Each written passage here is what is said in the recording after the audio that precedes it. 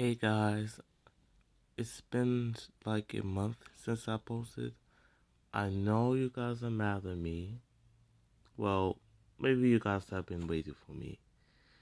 The reason I've been going, like disappearing out of YouTube is because of testing, finals, regions. But since it's now summer break, you guys may expect me to post a lot more often. But I'm not sure about that since I'm going to be in Canada for vacation, so we just have to hope my posted schedule will become better. But anyways, today we're reading 2 Kings chapter 8, and today's verse of the day is Luke 6 verse 28. Bless those who curse you, pray for those who mistreat you. Amen.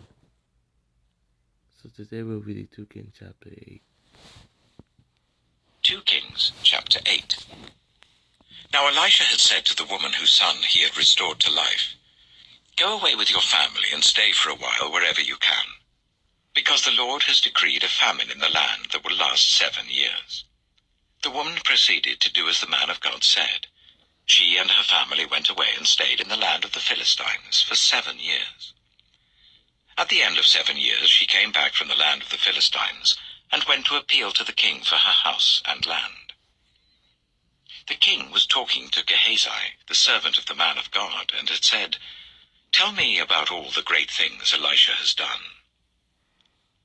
Just as Gehazi was telling the king how Elisha had restored the dead to life, the woman whose son Elisha had brought back to life came to appeal to the king for her house and land.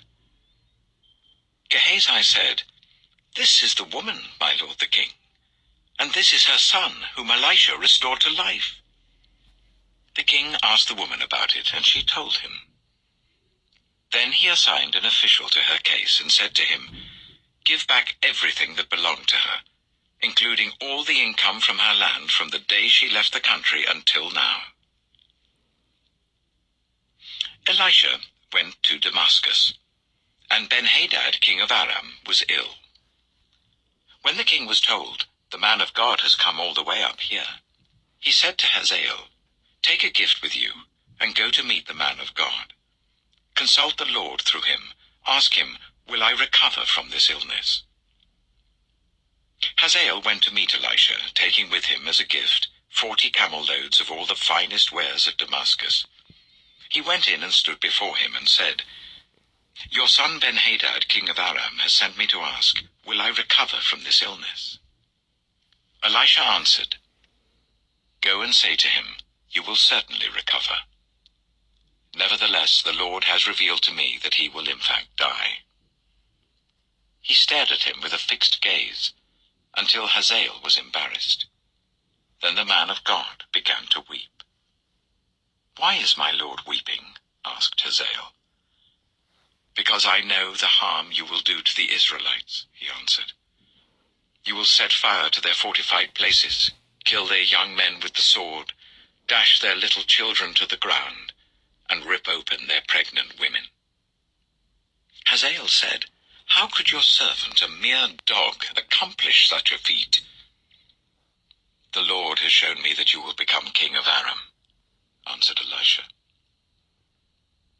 Then Hazael left Elisha and returned to his master. When Ben-Hadad asked, "What did Elisha say to you?" Hazael replied, "He told me that you would certainly recover." But the next day he took a thick cloth, soaked it in water, and spread it over the king's face, so that he died. Then Hazael succeeded him as king. In the 5th year of Joram, son of Ahab, king of Israel, when Jehoshaphat was king of Judah, Jehoram, son of Jehoshaphat, began his reign as king of Judah. He was 32 years old when he became king, and he reigned in Jerusalem for 8 years. He followed the ways of the kings of Israel, as the house of Ahab had done, for he married a daughter of Ahab. He did evil in the eyes of the Lord.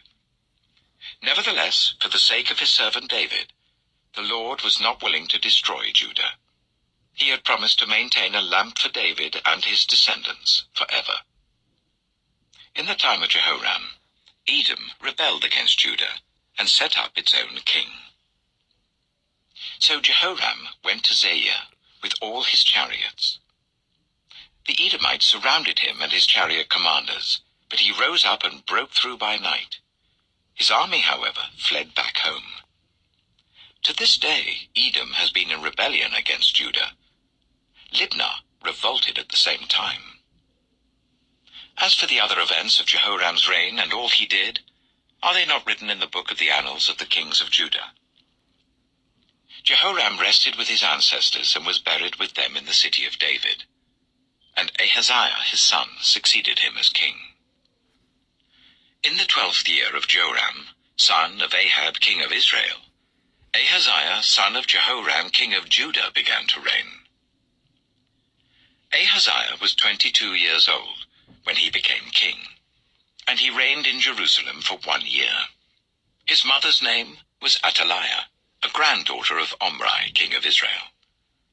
He followed the ways of the house of Ahab and did evil in the eyes of the Lord, as the house of Ahab had done, for he was related by marriage to Ahab's family. Ahaziah went with Joram, son of Ahab, to war against Hazael, king of Aram, at Ramoth-Gilead. The Arameans wounded Joram. So King Joram returned to Jezreel to recover from the wounds the Arameans had inflicted on him at Ramoth in his battle with Hazael, king of Aram. Then Ahaziah, son of Jehoram, king of Judah, went down to Jezreel to see Joram, son of Ahab, because he had been wounded. Amen. So that was 2 Kings chapter 8. And hopefully tomorrow we can read 2 Kings chapter 9. I'm going to end the video off here. And you guys have a blessed day. Amen.